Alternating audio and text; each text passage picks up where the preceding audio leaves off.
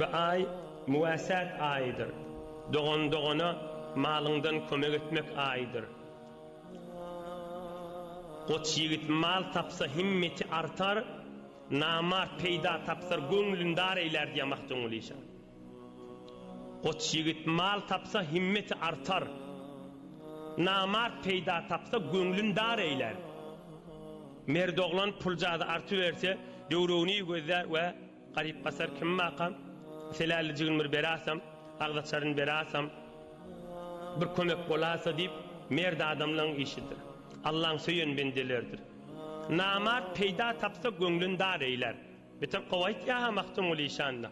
Namarda adam bir pulcadı eline düşasa, yüreği darıgıp, ben bir oğlumu men cahit alacak bolyandirin, ben bir maşincik alacak olup ben, bir tükancığım bir töködeyin, öyümü tamam edeyin, öyümü rahatsızcık alacaktım, bir perdecik alacaktım deyip, yüreği kısıp, zat hiç kimi dağdırıp bilmez deyiptir.